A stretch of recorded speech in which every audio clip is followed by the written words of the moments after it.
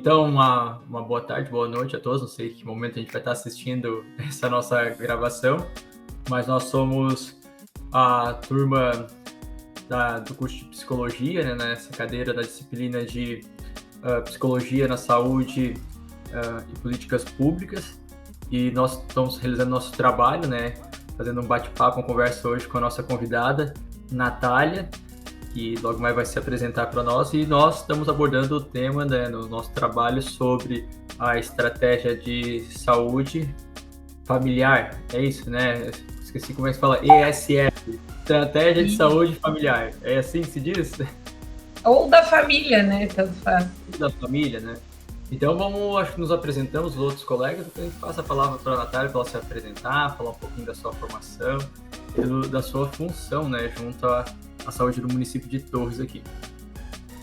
Colega? Bom, meu nome é Rafaela, eu tenho 20 anos, comecei agora também, tô quase louca aqui tentando me achar aqui nas coisas, mas devagarzinho vai dando tudo certo, então a gente vai fazer a entrevista para conseguir dar um andamento nesse trabalho, né, que era o principal objetivo, é a gente entrevistar alguém nesse meio.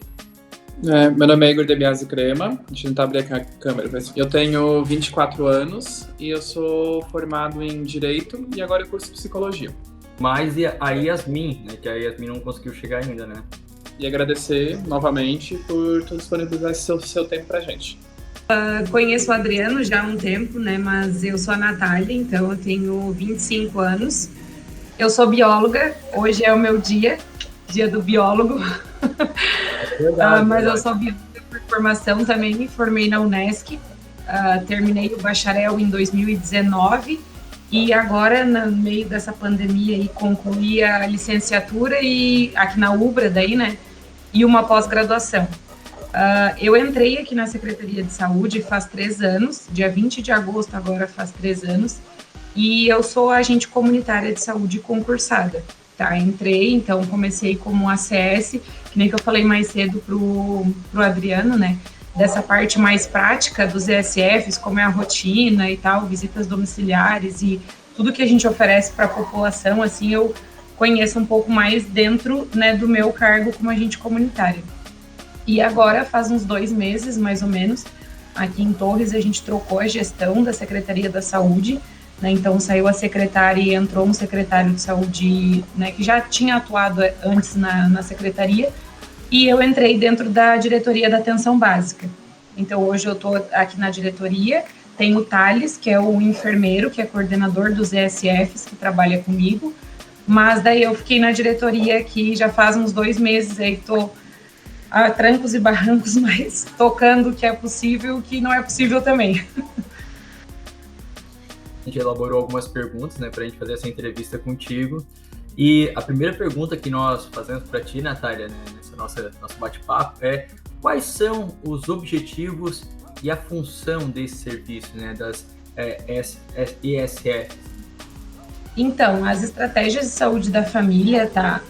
Basicamente, depois eu vou falar um pouquinho para vocês das leis, mas basicamente é a possibilidade do cidadão ter acesso, né, próximo ao local onde ele mora, a uma unidade de saúde, né, não ser mais aquela coisa centralizada, às vezes em um posto só, um posto central. Então o ESF ele vem como essa estratégia para aproximar o serviço de saúde do cidadão nos bairros, né, mais retirado, enfim, no interior. Então essa é uma das intenções, né, do ESF desde quando ele foi instituído. E eu acho que, assim, como objetivo principal é aproximar a população mesmo da saúde pública, sabe? Fazer com que as pessoas tenham esse fácil acesso, que é um dos princípios do SUS, né? Então, fazer com que as pessoas tenham acesso e consigam utilizar daquele setor, né, de uma forma mais simples possível, né? Eu acho que assim tu já responde até, de certa forma, um pouco a segunda pergunta, né? Qual é o papel que ele cumpre na sociedade, né? Um papel enquanto serviço para a sociedade. Na sociedade, daí a gente vê assim, hoje em Torres, né, a gente é uma cidade que está em torno de uns 40 mil habitantes, e a gente vê que, apesar de sermos uma cidade, assim, que não é tão pobre, né, consideramos Torres, assim, uma cidade rica em questão econômica mesmo, mas a gente vê que existe muitas famílias carentes, né? Então, eu acho que o papel do ESF é ter uma boa estrutura, né, tanto física quanto de profissionais, uma equipe mínima, para que seja dada atenção, né, o máximo possível para aquela comunidade. Então, hoje, assim, a gente vê que, é claro, aqui em Torres, o posto central, ele é um dos postos que atende mais né, pessoas em número, assim, de população, mas a gente tem unidades de saúde que estão atendendo quase 5 mil pessoas. Então, uma unidade, né, um ESF, né, que a gente chama, é basicamente a mesma coisa, mas é um ESF que a gente acaba vendo que tem um número elevado, assim, de pessoas que super utilizam, né, o SUS. Então, é um número grande, assim, às vezes, né, se tu for comparar, assim, atendimento que às vezes tem um enfermeiro só, um médico, né, então, um psicólogo, né, então é complicado para o número de pessoas que tem.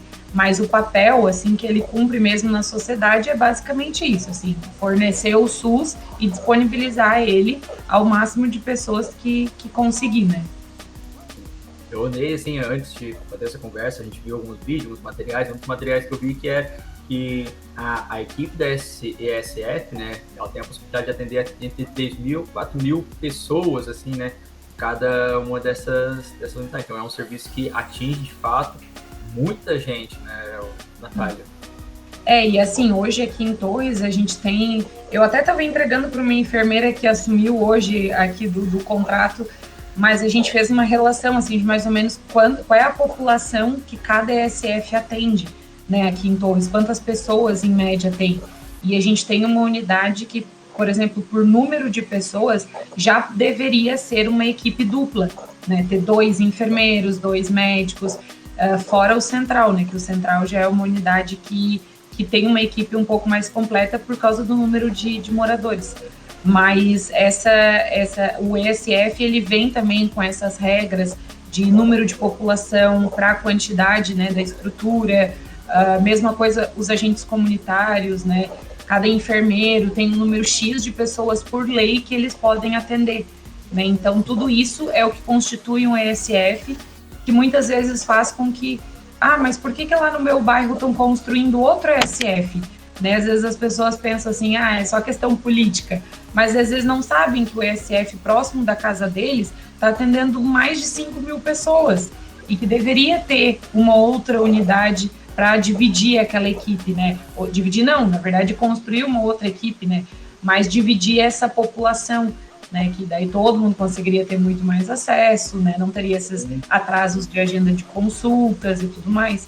Então, às vezes as pessoas levam só para essa parte política, né, mas não conhecem essa realidade que também é inviável, né, um psicólogo atender toda uma população de um ESF. Né, o ESF, às vezes a gente vê que é constituído por famílias, o psicólogo ele não vai poder atender o pai, a mãe e o filho, né, teria que ser profissionais diferentes. Então, isso, assim, só a gente estando dentro da saúde que a gente vai vendo essas realidades, né? Mas é basicamente isso, assim, como o papel que ele cumpre para a sociedade é isso. Quais são as leis e normas que o regem? Então, essa aí eu fui, né, numa colinha ali, porque eu também não decoro tudo de cabeça. Mas, assim, as duas principais, tá, que a gente tem dentro da atenção básica, que inclui os ESFs, é a PNAB, né, que é a Política Nacional de Atenção Básica. Se vocês procurarem, ela é a mais recente de 2017, mas teve uma atualização em 2020, que até eu anotei aqui para passar. Em 2020, a novidade mais recente da PNAB é que foi a criação das Unidades de Saúde da Família, que é a USF. E a diferença para uma unidade básica, né, da Estratégia de Saúde da Família é que ela exige pelo menos uma equipe de saúde da família, completa por um auxiliar ou técnico de enfermagem, um enfermeiro, um médico e um agente comunitário de saúde. E aí também teve a inclusão das teleconsultas. O que acontece hoje? Os médicos das unidades, eles podem fazer um atendimento, né, com o paciente em consulta presencial, e se é um caso que eles precisam discutir com algum especialista, eles podem fazer a teleconsulta. tem um número, um 0800, que eles conseguem ter acesso, discutem na hora, né, porque a gente sabe que os médicos de SF são clínicos gerais, então às vezes é um paciente que chegou com um problema vascular. Às vezes até encaminhar esse paciente para um cirurgião vascular ou para fazer algum tipo de tratamento vai demorar. Então o próprio clínico geral ele pode fazer a teleconsulta, ver qual seria o tratamento adequado, né, para passar para aquele paciente e pode também já encaminhar. Mas enquanto esse paciente aguarda o encaminhamento, ele tem um tratamento, né, um acompanhamento que ele vai fazer ao longo desse período de espera. Então, a PNAB, essa que a gente se baseia, foi mais essa de 2020, então das atualizações que teve, e tem uma portaria também, que é a portaria 2488, ela é de 2011, é a portaria que aprova a Política Nacional de Atenção Básica, e dela estabelece a revisão de diretrizes e normas para a organização da atenção básica, para os ESFs e para os programas de agentes comunitários de saúde, que é o PACS, né, que a gente chama. Então, essas duas, assim, seria uma portaria que instituiu, né, a PNAB, mas são as duas que, basicamente, assim, a gente segue. Então, de legislação, assim, acho que seriam essas duas principais. Vamos para a próxima? A próxima pergunta... tu vai fazer? Não, eu ia perguntar quem pode fazer. Tá. É que a próxima pergunta seria a composição da equipe, mas eu acho que em partes a Natália já falou, né? Isso. E normalmente só uma coisa, assim, não puxando pro meu lado, né? Mas o que acontece? A gente teve uma lei federal, tá? Foi uma das últimas aí, sancionadas pelo presidente, que foi extinguido o NASF, né? Que era um núcleo de atenção à saúde da família, né? E extinguindo o NASF, a gente tinha uma equipe multidisciplinar. Então, tinha o nutricionista, o educador físico, tinha as psicólogas e assistente social, que eram compostas pelo NASF, né? E daí, depois que o NASF foi extinguido, esses profissionais se dividiram e alguns foram para CAPS, outros ficaram nas unidades. E nessa mesma, nesse mesmo período do NASF, foi instituído que agente comunitário de saúde não precisa ter mais do que um por ESF. Então, assim, hoje eu tô aqui na diretoria, né, mas antes eu pertencia ao EACS, né, que é a Estratégia dos Agentes Comunitários de Saúde. Eu não pertencia a um ESF, porque o EACS, ele não tem estrutura física, né, a gente pertence ao central, ao posto central. E dentro do EACS, nós somos em 7 agentes comunitários. Só que, claro, o Adriano vai saber, acho que vocês não são daqui de Torres, né? Mas aqui em Torres, o EACS, ele atende o centro, né, os bairros do centro, Istã, Igrasul e Igranorte, Salinas, todas as praias e Getúlio Vargas e Predial. Então, assim, por uma lei federal, não precisaria ter mais do que um ESF para todos, um agente comunitário para todos esses bairros. Então, assim, acabou, digamos que, de certa forma, extinguindo o cargo, né? Porque hoje tu não vai, se eu sou hoje para fazer um concurso para agente comunitária, sabendo que só vão chamar um para essa quantidade de bairros toda, que eu vou ter que ficar responsável por tudo isso, tu já não assume, entendeu? Então, nós 7, assim, eu acho que a gente entrou basicamente no último momento e, graças a Deus, sim, entramos todos nós concursados, então já dá uma estabilidade, né? Mas depois que veio essa lei federal, assim, muita gente já deu uma desestabilizada, né? Porque dentro do ESF, quem traz a realidade do bairro para a unidade é o agente comunitário, né? A gente cria vínculo com as famílias, a gente tá lá todo dia dentro da casa da população, né? Claro, agora na pandemia a gente teve que parar, né?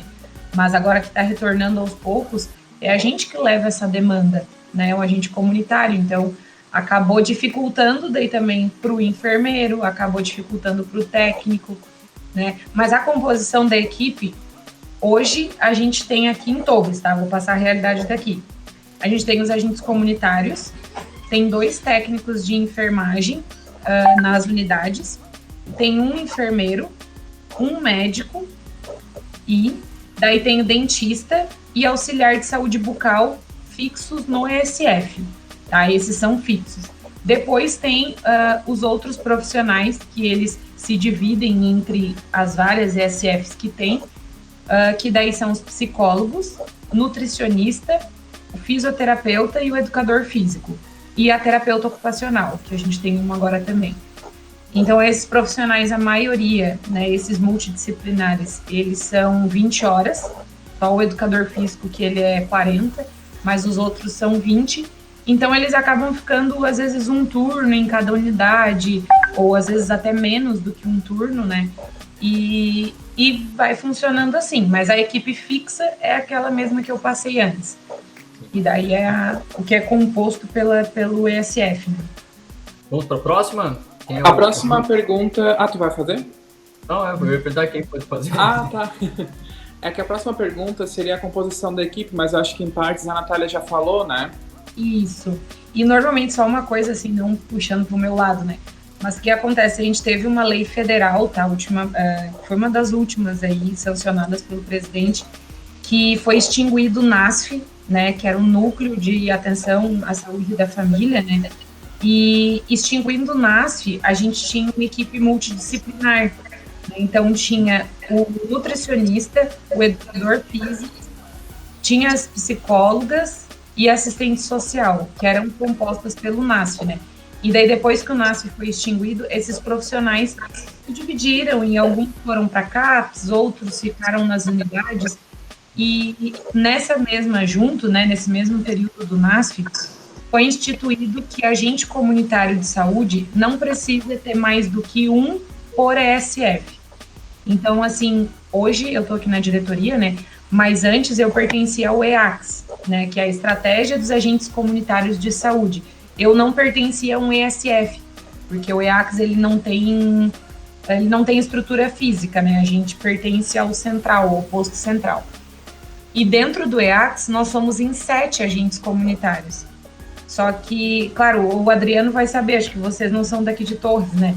Mas aqui em Torres, o EACS, ele atende o centro, né? Os bairros do centro, Istã, Igrasul e Igranorte, Salinas, todas as praias e Getúlio Vargas e Predial.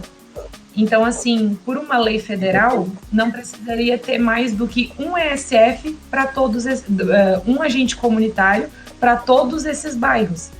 Então, assim, acabou, digamos que, de certa forma, extinguindo o cargo, né? Porque hoje tu não vai, se eu sou hoje para fazer um concurso para agente comunitária, sabendo que só vão chamar um para essa quantidade de bairros toda, que eu vou ter que ficar responsável por tudo isso, tu já não assume, entendeu? Então, nós 7, assim, eu acho que a gente entrou basicamente no último momento, e graças a Deus, sim, entramos todos nós concursados, então já dá uma estabilidade, né?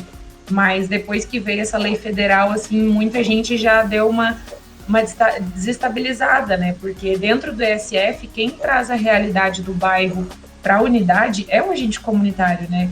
A gente cria vínculo com as famílias, a gente né, tá lá todo dia dentro da casa da população, né? Claro, agora na pandemia a gente teve que parar, né? Mas agora que está retornando aos poucos, é a gente que leva essa demanda, né? O agente comunitário. Então, acabou dificultando daí também para o enfermeiro, acabou dificultando para o técnico, né? Mas a composição da equipe, hoje a gente tem aqui em Torres, tá? Vou passar a realidade daqui. A gente tem os agentes comunitários, tem 2 técnicos de enfermagem nas unidades, tem um enfermeiro, um médico e daí tem o dentista e auxiliar de saúde bucal fixos no ESF, tá? Esses são fixos. Depois tem os outros profissionais que eles se dividem entre as várias ESFs que tem, que daí são os psicólogos, nutricionista, o fisioterapeuta e o educador físico. E a terapeuta ocupacional, que a gente tem uma agora também. Então, esses profissionais, a maioria, né, esses multidisciplinares, eles são 20 horas, só o educador físico, que ele é 40, mas os outros são 20. Então, eles acabam ficando, às vezes, um turno em cada unidade, ou às vezes até menos do que um turno, né? E vai funcionando assim, mas a equipe fixa é aquela mesma que eu passei antes. E daí é o que é composto pelo ESF. Né? Como a equipe se organiza? Acho que a pergunta que ficou, como a equipe se organiza a trabalho, eu acho que é. Sim. Normalmente é assim, o agente comunitário é o que está na rua, né? Então ele é o que faz as visitas domiciliares e vê a realidade das famílias. A gente leva a demanda para dentro da unidade, então daí tu vai entrar em contato ou com o técnico de enfermagem ou com o enfermeiro e passar a situação. O técnico de enfermagem, muitas vezes, ele é o que vai na casa, às vezes, do paciente para fazer curativo, se precisa fazer algum tipo de atendimento, assim, mais, não superficial, assim, mas algum tipo de atendimento que não seja tão complexo, o técnico de enfermagem pode fazer. Se é um paciente que precisa ser sondado ou precisa tanto urinário, né, quanto a sonda digestiva, precisa ser feito por um enfermeiro. Então, daí o enfermeiro, a gente passa a demanda, o enfermeiro vai na casa, daí normalmente tem que colocar a sonda e trazer até o PA para fazer um exame de imagem, né, para ver se a sonda ficou bem colocadinha e tudo mais. Questão de manejo de paciente, normalmente é o técnico que faz também. Então, tipo, tu tem um acamado na tua casa e tu precisa levar ele ao PA ou precisa fazer uma hemodiálise. Se é um paciente que ele faz uso de oxigênio ou faz uso de sonda, normalmente tem que ir um técnico de enfermagem junto, né, para fazer o transporte desse paciente, esse acompanhamento, né? O que mais? E daí o enfermeiro que fica na unidade, ele é o gestor da unidade. Então, o enfermeiro, ele faz o acolhimento dos pacientes que chegam na unidade. Então, hoje tu chega aqui na unidade central, todas as manhãs tem um enfermeiro que está fazendo acolhimento, passa por ele e diz, eu queria marcar uma consulta para mostrar um exame.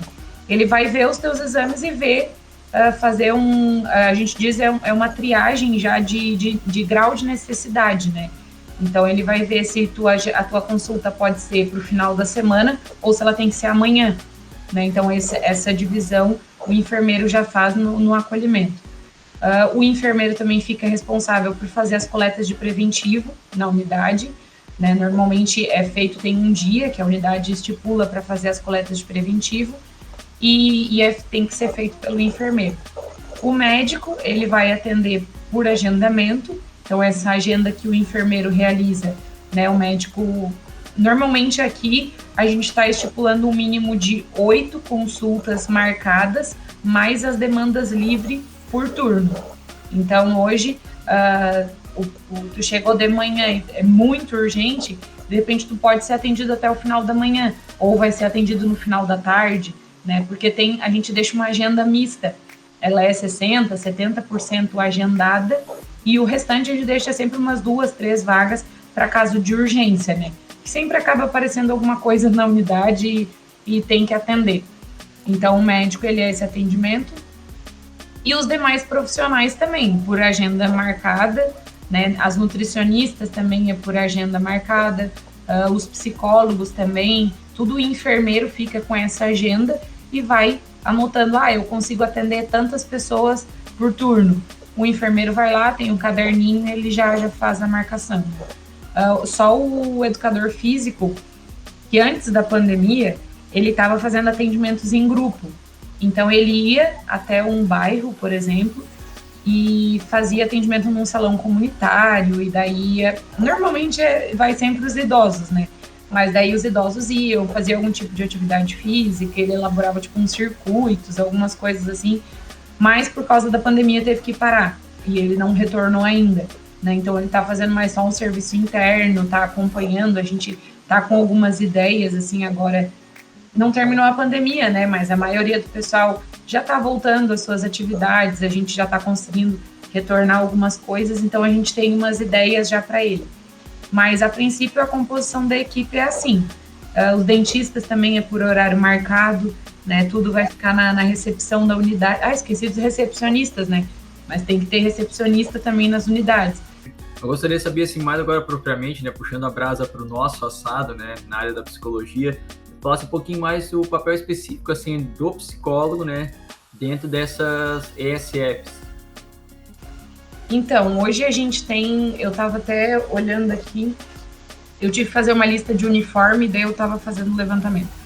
A gente tem uns 4 ou 5 psicólogos que fazem acompanhamento nas unidades, tá? Tem um psicólogo que ele atende em 3 unidades diferentes, então ele fica um turno em cada uma, aí o outro atende nas outras 3, aí o outro atende em 4, enfim, vão se revezando. O que acontece? Hoje, a agenda para psicólogo, se a gente tivesse mais profissionais, ela seria cheia, sempre, né? E eu acho que um dos maiores, não é um problema isso, né? Mas eu acho que uma das maiores dificuldades que a gente tem é que o acompanhamento com o psicólogo, ele não tem como ser feito uma vez só, né? Às vezes o paciente ele vai precisar ficar continuamente, né, em acompanhamento, seja toda semana ou seja a cada 15 dias. Então, quando a gente tinha as profissionais do NASF, o que acontecia? Elas tinham um número X de pacientes que elas atendiam por semana, mas elas não conseguiam colocar ninguém a mais, porque aqueles daquela semana, elas já estavam acompanhando as semanas, né?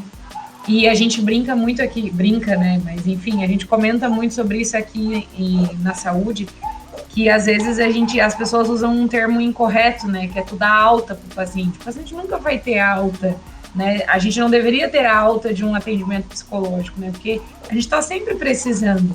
Então não tem como tu chegar e dizer para o paciente, olha, agora tu tá de alta, e daí a gente tem que abrir a agenda para outra pessoa, né? Então acaba sendo complicado, né? Tu fazer esse controle assim do atendimento. Mas a agenda, olha, se tivesse, eu acho que mais uns 10 psicólogos teria agenda para eles. E antes também, uma das nossas psicólogas do NASF, ela era psicóloga infantil, então ela ficava só atendendo as crianças. Então já era uma referência também para pediatra, né? Então a pediatra, quando tinha algum caso assim que queria fazer encaminhamento, passava por essa profissional. Hoje a gente tem assim mais um geralzão, sabe? Acaba fazendo esse acompanhamento no geral, tanto para adulto quanto para criança. Então acaba sendo assim mais superficial, né? Porque tu não consegue atender a todos.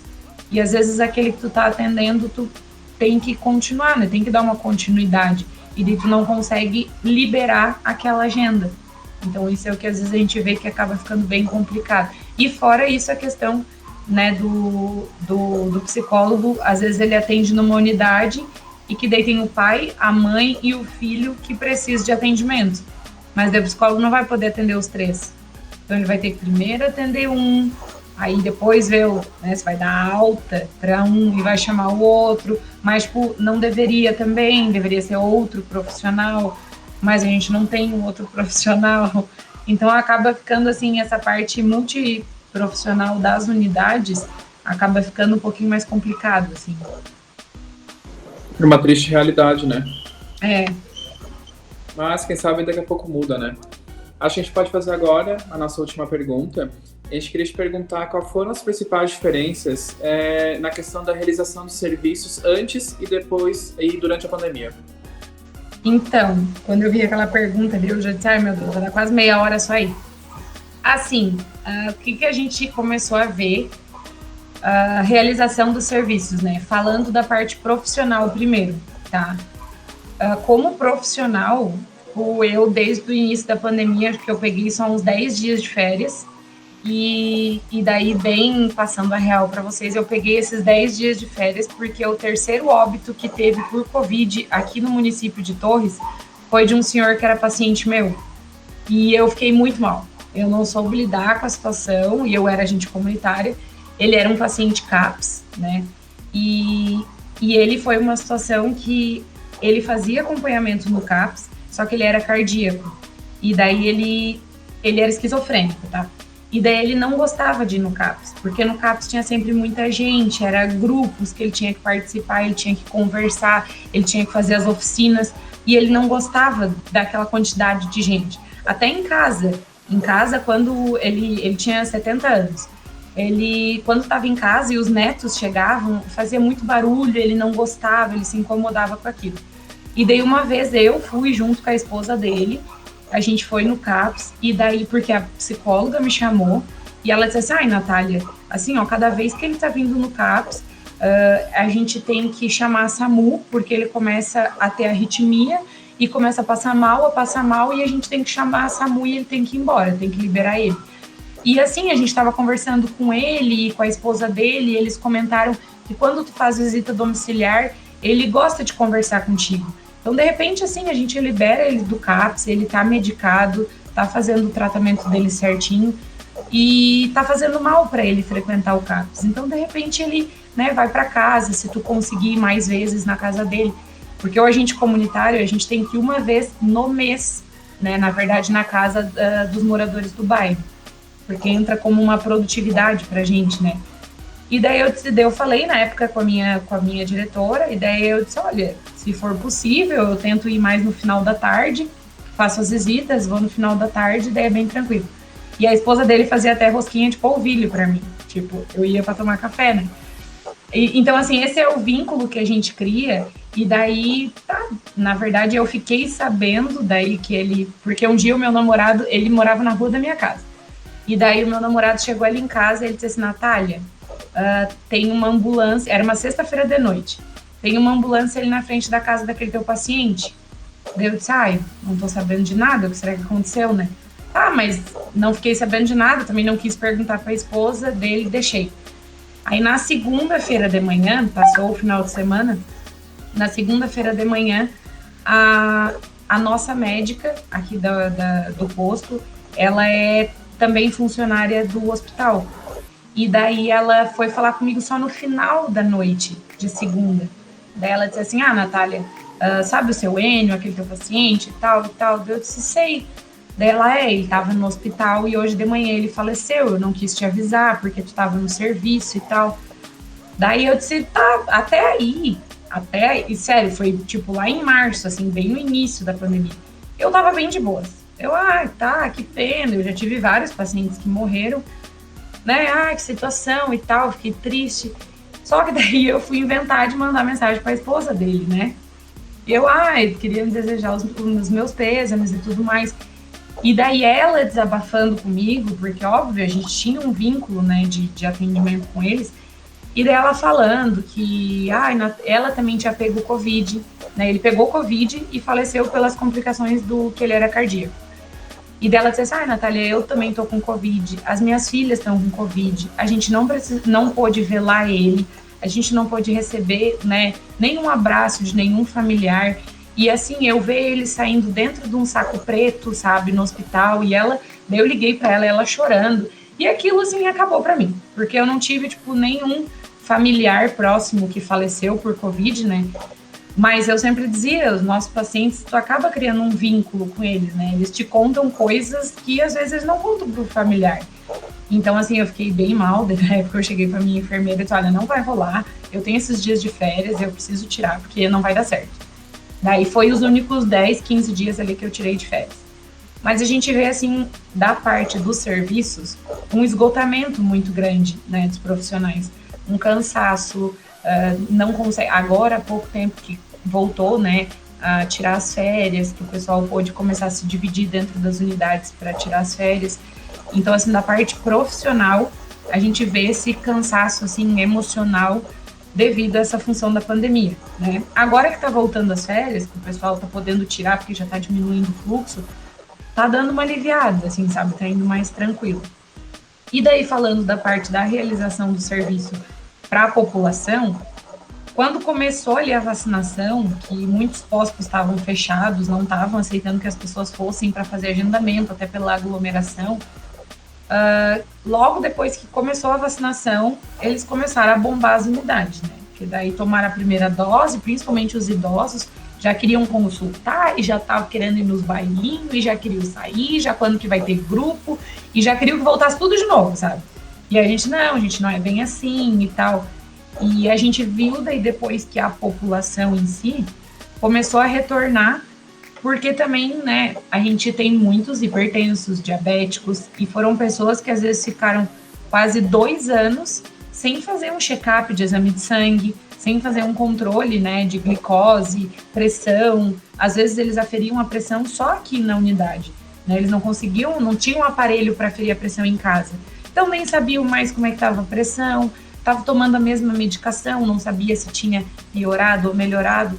Então, assim, agora, o depois da pandemia, né, que ainda não terminou, mas o pós-pandemia, assim, a gente está retornando aos poucos, os agendamentos presenciais já retornaram, né, como eu falei para vocês, em forma de acolhimento pelo enfermeiro da unidade, mas aí tá voltando, a gente tá com as equipes completas, né, tem os técnicos, enfermeiros, médicos, hoje todas as unidades daqui de Torres têm equipe completa, então, assim, tá facilitando o acesso das pessoas pós-pandemia, né, e além disso, a gente viu também está havendo, né, muitas sequelas pós-Covid, né, pessoas que eram hipertensas, que, por exemplo, a pressão desregulou, mesmo tomando a medicação, né, o paciente que ele era ativo, estava bem, normal, mas ficou com muito cansaço, né, pacientes que antes não tinham tanta facilidade, assim, por exemplo, de pegar um resfriado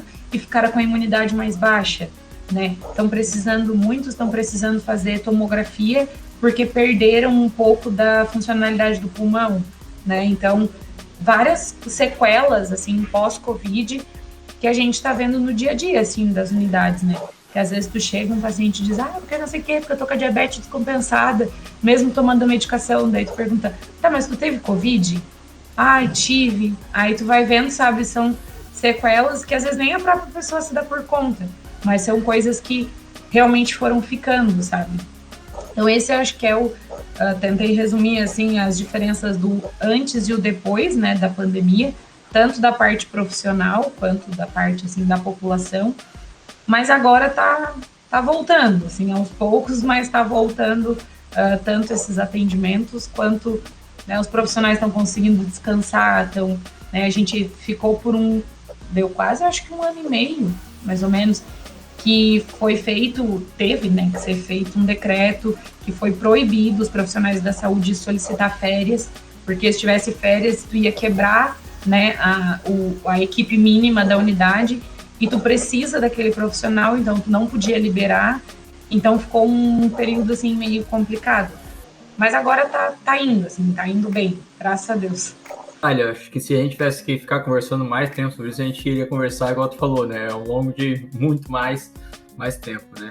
Mas nós queremos agradecer, tá, a tua disponibilidade, a tua atenção, esse trabalho que a gente está realizando, essa cadeira, essa disciplina, né, do curso de psicologia, e esperemos depois, como profissionais de psicologia, né, se Deus quiser, e nosso esforço nos levar até lá, poder estar atuando junto aí aos municípios, ajudando as comunidades, ajudando as pessoas nesses processos, né, na questão da saúde, na saúde mental. Não sei se os colegas querem dizer alguma palavra também para a gente finalizar. Só agradecer também pela ajuda. Queria agradecer também. Muito obrigado por disponibilizar esse tempinho pra gente. Pois até extrapolamos, eu acho, né? Mas eu que agradeço também a disponibilidade de vocês, espero ter contribuído. Parabéns pelo teu dia, né? É verdade, sim, parabéns. Agora eu vou lá, aí agora eu mudo, o cérebro muda a gavetinha e daí eu vou pro outro setor.